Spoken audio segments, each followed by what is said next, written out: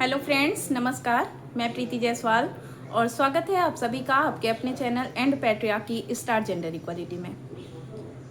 दोस्तों, समाज में अक्सर कहा जाता है बहू घर की लक्ष्मी होती है, लेकिन क्या कभी सोचा है किसी ने कि जिस लक्ष्मी की इतनी पूजा की बात की जाती है उसकी वास्तविक स्थिति घर में क्या है? क्या सच में वह घर की देवी के समान पूजी जाती है या फिर उसे केवल एक घरेलू कामकाज करने वाली के रूप में देखा जाता है? हर सुबह 5 बजे उठकर पूरे परिवार के लिए फिर टिफ़िन बनाना, बच्चों को तैयार करना, पति के कपड़े प्रेस करना, क्या ये सब वही लक्ष्मी करती है जिसके नाम पर आदर जताया जाता है? दिन भर बिना रुके रसोई से लेकर कमरे तक सफाई, झाड़ू, पोछा, बर्तन और कपड़ों का जिम्मा उठाने वाली महिला क्या सच में सम्मान की पात्र समझी जाती है या बस माना जाता है कि ये तो उसका काम है?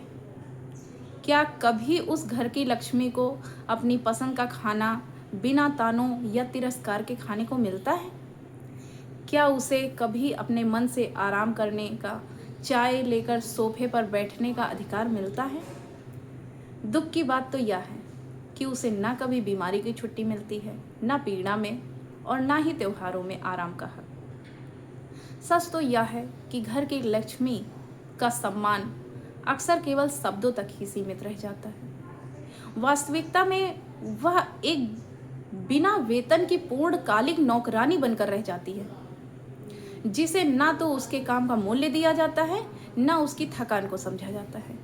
जब कोई महिला अपने अधिकारों या सम्मान की बात करती है तो समाज का सामान्य जवाब होता है, इतना सब करने के बाद भी क्या कम पड़ रहा है? पर सच यह है कि जो कमी है वह है इज्जत, बराबरी और अपनी मर्जी से जीने की आज़ादी।